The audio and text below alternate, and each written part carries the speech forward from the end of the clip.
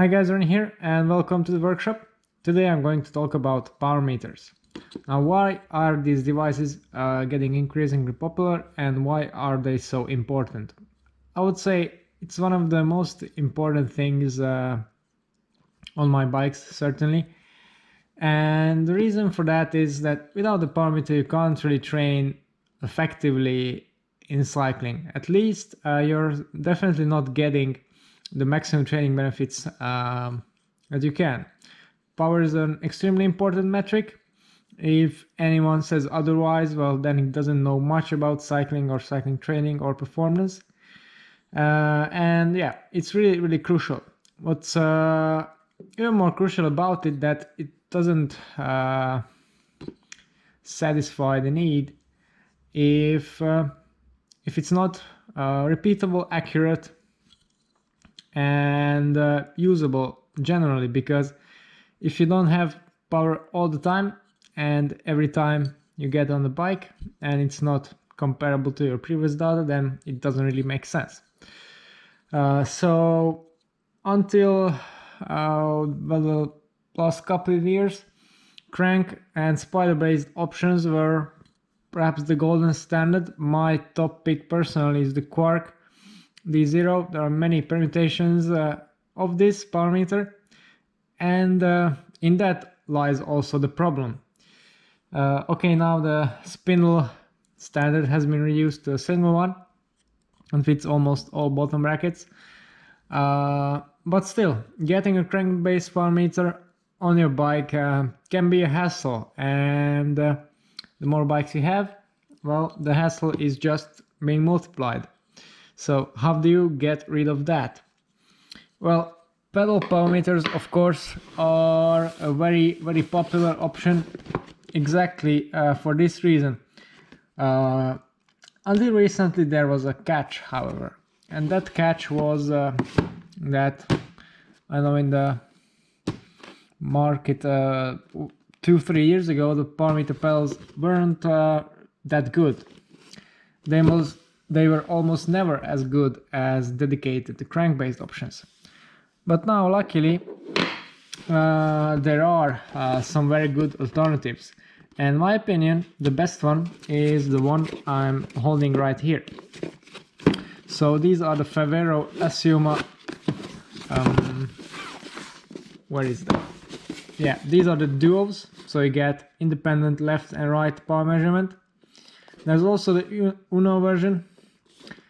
I don't really recommend that because, or single-sided power meters in general, because really, if you're serious about your training, you want to have more dependability than just measuring your left leg, because there are many drawbacks to that.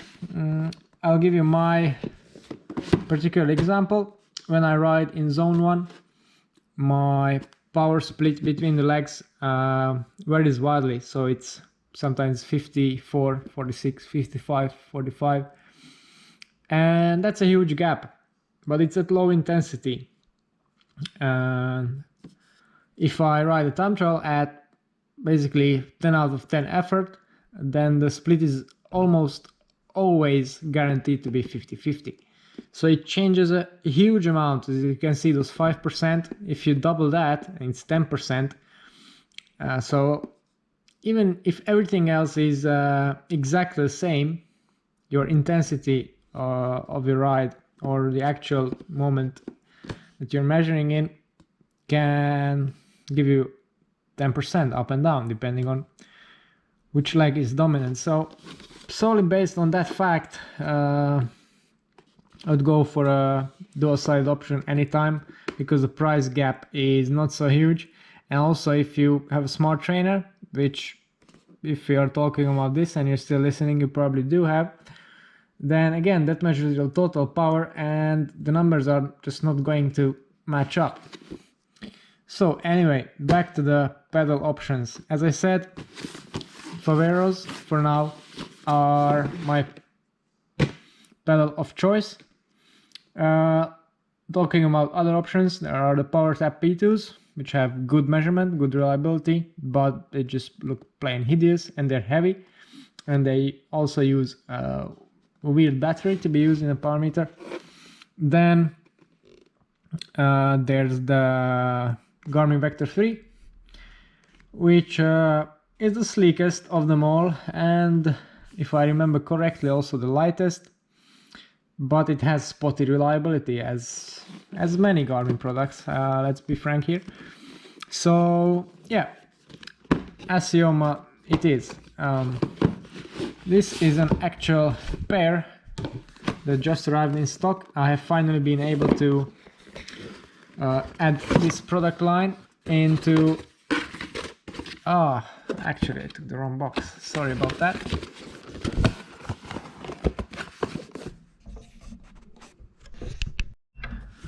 Okay, so here's a box, hopefully with some actual pedals in there. Yeah, there they are. So, as you can see, they're remarkably similar to any old pedal, which is a good thing.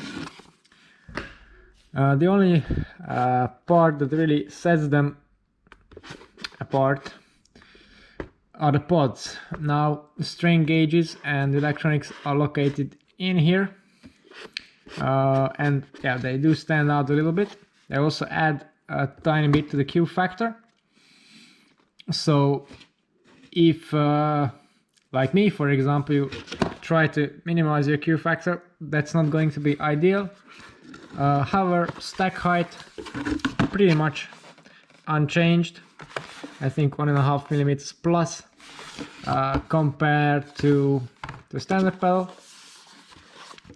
So all in all, very good. Also priced nicely, very competitively against the other units. So 700 euros including tax for the pair of duos. Yeah, apart from those features, it's completely the same as any other pedal. So you get spring-loaded adjustable clip in and out tension. It uses Look Keo style cleats, although comes with their own Velgo cleats with a pair that is right here with the medium level of float. Then you also get a couple of washers in case the pods would contact the crank, which I've never really encountered yet, and you get the charger. And yes, it's a charger. The reason for that is why I also really like these pedals, and I would like to see this feature on the Quarq as well. They have actually inbuilt batteries, so no disposable coin cell batteries. Big plus in my book. Also, they come with a charger, so you can charge both pedals at the same time, which is obvious.